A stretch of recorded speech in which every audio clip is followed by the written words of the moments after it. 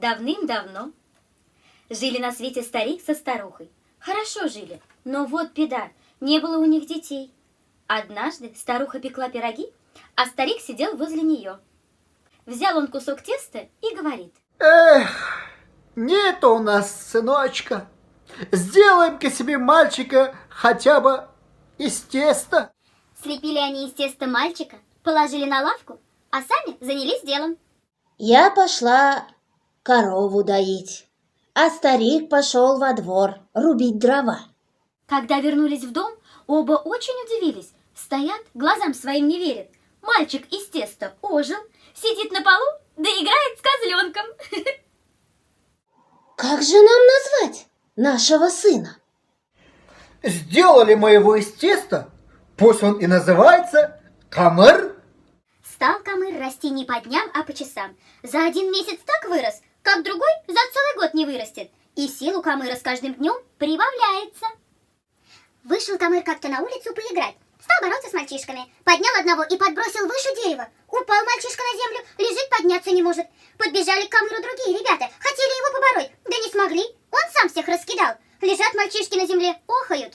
Собрались жители аула, пришли к старику жаловаться на Камыра. В один голос твердят: куда хочешь, туда и девай своего сына. Только чтобы в нашем ауле его больше не было, не то он всех наших ребят покалечит. Нечего делать, пришел старик домой и говорит Камыру: Придется тебе, сынок, уходить отсюда. Эх. Не горюй, отец. Пойду я в дальние края, посмотрю, как там люди живут. Вот только ты мне дай дубинку в дорогу. Принес старик дубинку. Камыр оперся на нее, а дубинка разломалась пополам. Ну не годится эта дубинка. Пойди закажи кузнецу железную дубинку. Пошел старик к кузнецу, велел выковать железную дубинку. Вот это хороша! Не гнется да не ломается. Вот теперь можно и в путь отправляться. Напекла старуха Камыру лепешек на дорогу. Попрощался он и ушел из аула. Шел он, шел и дошел до леса. Идет по лесной дороге и видит, ковыляет ему навстречу человек, а ноги у этого человека связаны, как у коня. Удивился Камыр и спрашивает: А почему у тебя ноги связаны? Кто это тебя связал? Да никто меня не связывал, я сам их связал. Если я сниму с ног ремень, то я зашагаю так быстро, что даже птица меня не догонит. А куда ты идешь? И сам не знаю, куда иду. А пойдем со мной. Пошли они вдвоем. Шли и повстречали человека. Сидит этот человек на краю дороги, зажимает себе нос пальцами. Почему это ты нос зажимаешь? Как мне не зажимать нос? Стоит мне одну ноздрю чуть приоткрыть, такой ветер поднимается. Все мельницы в округе начинают крутиться. А если уж обе открою, беда будет. Вся земля закачается. Хочешь с нами идти? Хочу. Пошли они втроем. Идут по дороге, повстречали белобородого старика. На голове у старика шапка надета, и не как у всех, а на бекрень, на одном ухе держится. Почему это ты, бабай, носишь шапку на бекрень, а? Мне по-другому носить ее нельзя. Если я надену шапку на всю голову, поднимется вьюга. А если натяну ее до бровей, вся земля льдом покроется. А пойдем с нами, бабай. Пошли они дальше вчетвером и увидели стрелка. Стоит этот стрелок, целится из лука во что-то, а во что не видно. Во что ты целишься? Вон на склоне той горы 60 верст отсюда. На ветке сидит муха. Я хочу прострелить ей левый глаз. Подивился Камыр и взял стрелка с собою. Пошли они дальше впятером и увидели какого-то старика. Сидит этот старик на корточках, пересыпает землю с ладони на ладонь. Удивился Камыр и спрашивает его: Что это ты делаешь, бабай? Сюда насыплю, тут гора поднимется.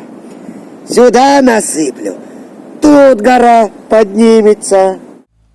И этого старика взял Камыр с собою. Пошли они вшестером и пришли в большой город. Узнал Камыр, что у хана этой страны есть дочка-красавица.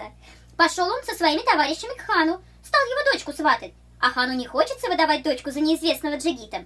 Стал он всякие отговорки придумывать, чтобы от Камыра как-нибудь отделаться. Пусть кто-нибудь обгонит моего скорохода, Тогда можно будет и о сватовстве поговорить. Что ж, мы от этого не откажемся. Позвал хан своего лучшего скорохода и приказал ему бежать до высокой горы. Помчался ханский скороход изо всех сил. Тогда я, бегун Камара, снял с ног ремень и пустился вдогонку.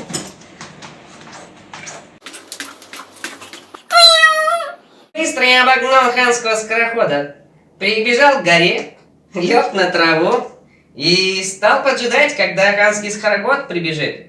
Ждал, да и уснул крепко. Прибежал ханский скороход к горе и повернул скорее обратно. А я все сплю. Смотрят все. Заклубилась на дороге пыль. Возвращается ханский скороход. Забеспокоился Камыр и говорит стрелку. Видно, заснул наш бегун. Этак мы проиграть можем. Ну-ка, стрельни-ка в него, разбуди скорее. Снял с плеча лук, прицелился и пустил стрелу. И так метко пустил, что стрела задела только самый кончик уха у спящего бегуна. Проснулся я. Бросился вперед. И в один миг обогнал ханского скорохода. Видит хан, что ничего не вышло из этой затеи. Не смог отделаться от Камыра. О, хорошо. Теперь можно и о сватовстве подумать. А пока сходите-ка вы все в мою баню, да вымойтесь хорошенько. Не догадался Камыр, что хан задумал их погубить. Пошел со своими товарищами в чугунную ханскую баню. Только они вошли в баню, хан приказал запереть ее крепко и обложить со всех сторон дровами. Наносили ханские слуги дров и подожгли их. Запылали сухие дрова, накалилась баня до красна. Теперь они живыми не уйдут. Как только в бане стало жарко, Камыр сказал белобородому старику. Ну-ка, бабай, надень свою шапку на голову. Надел я шапку на макушку, и тут же в бане поднялась вьюга. Но и она не смогла остудить баню. Тогда Камыр попросил меня надвинуть шапку до бровей. Стены бани тут же остыли и покрылись толстым слоем льда. Наутро хан приказал отпереть баню. Да так и обмер. И Камыр, и все его товарищи остались живы да здоровы. Подошел Камыр к хану и сказал. Хотел ты нас погубить, да не сумел.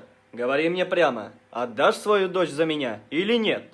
Нет, по своей воле я за тебя дочь не отдам. Попробуй, если сумеешь, взять ее силой. Сказал хан эти слова и подал знак своим слугам. Набросились на Камыра и его товарищи ханские слуги. Началась схватка и такая жаркая, что под ногами у них все кочки сравнялись. Бились они целый день, бились они весь вечер, бились целую ночь. Надоело это Камыру. Велел он своему товарищу, который нос зажимал, дунуть посильнее. Приоткрыл я ноздрю, и поднялся такой ураган, что все ханские слуги взлетели на воздух, как пыль. Тут старик, пересыпавший землю с ладони на ладонь, сказал. Да поднимутся две горы и засыплют ханских слуг.